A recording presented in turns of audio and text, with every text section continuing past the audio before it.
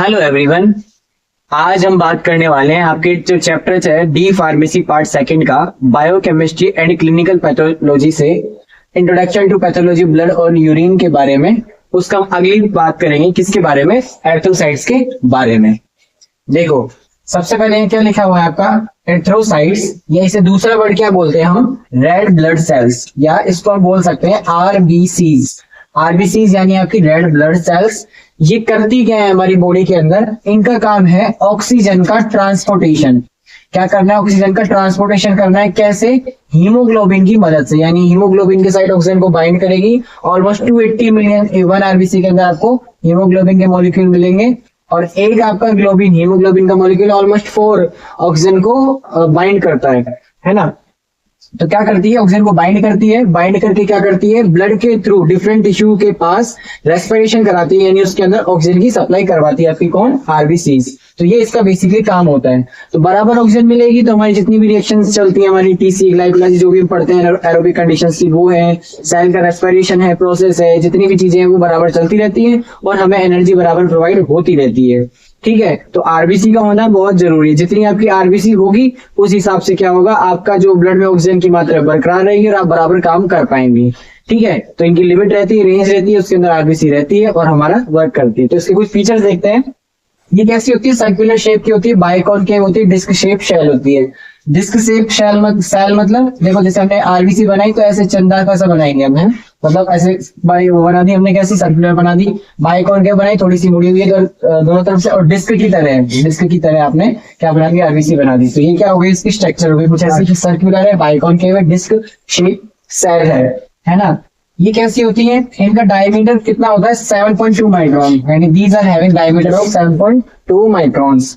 Do not have nucleus but have respiratory pigment called haemoglobin, जो आपके red colour के लिए रिस्पॉन्सिबल है। यानी इनके पास किसी भी तरह का न्यूक्लियस नहीं होता है। न्यूक्लियस क्यों नहीं होता है, न्यूक्लियस इसलिए नहीं होता है क्योंकि ये कहाँ बनती है, बोन मैरो के अंदर, है ना। उसके अंदर ये क्या करती है, सिंथेसिस होती है इसकी, किसके साथ मिलके, एक तो आपका आयरन हो गया यानी फेरस हो गया, प्लस में ग्लोबिन प्रोटीन के साथ मिलके क्या करते हैं आप, सिंथेसिस करवाते हैं किसकी, आरबीसीज की। यानी आपको इसके अंदर न्यूक्लियस की जरूरत नहीं है, यानी डिवाइडेशन का कोई रूल यहाँ पर नहीं होता है।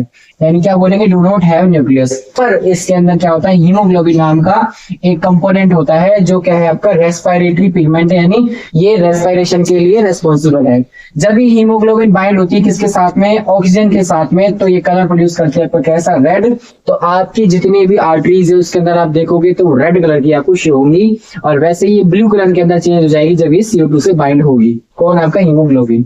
आगे देखो ये क्या करती है, आपके एसिड बेस बैलेंस को मेंटेनेंस रखती है। CO2 की वैल्यू रहती है आपकी ज्यादा या कम होती है, उसकी फ्लक्चुएशन की वजह से क्या होता है, आपका एसिड बेस बैलेंस लगातार बना रहता है आपके ब्लड के अंदर। नॉर्मल काउंट अगर हम बात करें तो 4.5 to 5 मिलियन, यानी 4.5 से 5 मिलियन पर मिलीमीटर क्यूब के अंदर आपकी क्या मिलती है, आपकी आरबीसीज मिलती है। एवरेज लाइफ स्पान की बात करें तो 120 दिन का इनका लाइफ स्पान होता है। 120 दिन के बाद मैच्योरिटी हो जाती है और स्पिल के अंदर ये डिग्रेड कर दी जाती है, जहां पर आपका जो हीमोग्लोबिन है उसमें हीम आयरन अलग हो जाएगा, ग्लोबिन पार्ट वाला पार्ट अलग हो जाएगा। ग्लोबिन वाला पार्ट आपका बिलीवर्डिन बिलीरुबिन के लिए तैयार होगा, लीवर के अंदर सिंथेसिस में काम आएगा डिफरेंट प्रोडक्ट्स के लिए, और आयरन दोबारा काम आएगा किसके लिए, आपके ब्लड बनाने के लिए। अब ये बनाएगी कब ब्लड, जब इसको कौन बोलेगी, किडनी। अब किडनी का रोल क्या आ गया यहाँ पर, जब किडनी के पास ऑक्सीजन की सप्लाई कम हो जाएगी उस केस के अंदर वो एरिथ्रोपोइटिन को रिलीज करेगी कि भैया ब्लड के अंदर ऑक्सीजन कम आ रही है, इसका मतलब आरबीसी कम हो गई है। तो जब किडनी ऑक्सीजन की लेवल को कम देखेगी तो एरिथ्रोपोइटिन रिलीज करेगी, और वो किसको बोलेगा, बोन मैरो को, ताकि इसकी सिंथेसिस हो सके। ठीक है, लगभग 120 दिन के अंदर पूरी तरह मैच्योर होकर डिग्रेड कर दी जाती है सेल के द्वारा। तो ये क्या रहने वाले हमारे कुछ फीचर्स आपके आरबीसीज के रहने वाले हैं, या एरिथ्रोसाइट्स के रहने वाले हैं, या रेड ब्लड सेल्स या कार्पल्स की रहने वाले हैं। अब हम बात करेंगे पैथोलॉजी से रिलेटेड, तो इनकी कोई डिजीज होती है आरबीसी से रिलेटेड, जैसे हमारे फर्स्ट वन है पॉलीसाइथीमिया। पॉलीसाइथीमिया यानी आपकी इंक्रीज आरबीसी इन नंबर, यानी जब आपकी आरबीसी का लेवल नॉर्मल से ज्यादा होने लग जाता है उस केस को हम बोलते हैं पॉलीसाइथीमिया। इसी तरह आपका आयरन डेफिशिएंसी एनीमिया, जिसके अंदर आपका हीमोग्लोबिन का लेवल कम हो जाएगा, माइक्रोसाइटिक एनीमिया भी इसका नाम आता है। यानी जब आपका हीमोग्लोबिन का लेवल कम होने लग जाता है तो उसे हम क्या बोलते हैं, आयरन डेफिशिएंसी एनीमिया या माइक्रोसाइटिक एनीमिया के बारे में। इसके अलावा हमारा एक टाइप होता है मैग्लोब्लास्टिक एनीमिया। या मैक्रोसाइटिक, ये माइक्रो था मैक्रो, तो मैक्रोसाइटिक, मैक्रोसाइटिक एनीमिया जिसके अंदर डिफेक्ट होगा मैच्योरेशन के अंदर आरबीसी का, यानी आरबीसी पूरी तरह परिपक्व नहीं होंगी किसके अंदर, मैग्लोब्लास्टिक एनीमिया के अंदर आपकी जो रहने वाली है।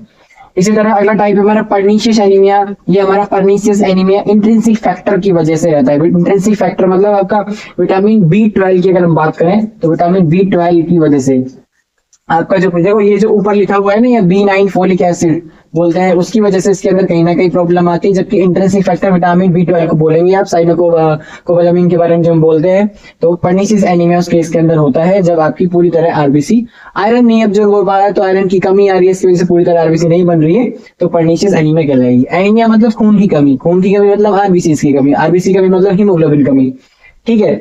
तो पर्नीशियस एनीमिया क्या हो गया, absence of intrinsic factor, vitamin B12 बोल सकते हो आप। सिकल सेल एनीमिया, इसके अंदर आपका हीमोग्लोबिन ना होके हीमोग्लोबिन S यानी HbS की तरह फॉर्म में होती है, एक हेरिडिटी कैरेक्टर है, मतलब डिफरेंशिएट होता है किसी किसी के अंदर, इसे हम बोलते हैं सिकल सेल एनीमिया। इसमें आपकी शेप चेंज हो जाती है, फंसती है आर्टरीज के अंदर, वो आगे हम डिस्कस करेंगे। इसके अलावा थैलेसीमिया यानी जेनेटिक डिसऑर्डर है आपका, हीमोग्लोबिन सिंथेसिस का, हीमोग्लोबिन प्रॉपर जेनेटिकली सिंथेसाइज नहीं हो पाता, तो थैलेसीमिया। हीमोलाइटिक एनीमिया यानी आपकी जो आरबीसी है उसका रप्शन जल्दी होना जाए, रप्शन मतलब टूटने जल्दी लग जाए, डिस्ट्रक्शन जल्दी होने लग जाए, तो उसको बोलेंगे हीमोलाइटिक एनीमिया। ऐसे ही आपका आएगा नॉर्मोसाइटिक एनीमिया। नॉर्मोसाइटिक मतलब नॉर्मोसाइटिक एक्सीडेंट हो गया किसी का, है ना, कोई प्रेग्नेंट लेडीज थी, उसकी अभी डिलीवरी हुई है, तो उसकी वजह से ब्लड का लॉस हुआ है ना, एक्सीडेंट में ब्लड लॉस हुआ है, तो उसको हम क्या बोलेंगे, नॉर्मोसाइटिक एनीमिया। की किसी चोट इंजरी की वजह से ब्लड ज्यादा निकल गया तो आपका ब्लड कम हो गया, है ना। तो कौन कौन सी डिजीज हो गई हमारी, तो हमारी हो गई polycythaemia, iron deficiency anaemia, megaloblastic anaemia, pernicious anaemia, sickle cell anaemia, thalassaemia, haemolytic anaemia और नॉर्मोसाइटिक एनीमिया हमारी क्या रहने वाली है, डिजीज एरिथ्रोसाइट्स की रहने वाली है, ठीक है। अब हम अगली वीडियो के अंदर बात करेंगे इन जितनी भी हमने डिजीज देखी है इसके विस्तार के बारे में, एक एक करके देखेंगे इसके क्या फीचर्स होते हैं, क्या क्या सिम्टम नजर आते हैं, इन सभी आपकी जो डेफिशिएंट और डिजीज रहने वाली एरिथ्रोसाइट्स की उनके बारे में। तब तक के लिए जय हिंद जय भारत, और अपना कमेंट सेक्शन में जरूर फीडबैक दें, आपका फीडबैक प्रोत्साहित करता है, आपका एक लाइक हमें प्रोत्साहित करता है अगली वीडियो के लिए, ठीक है। मिलते हैं नेक्स्ट वीडियो में नेक्स्ट पार्ट के अंदर।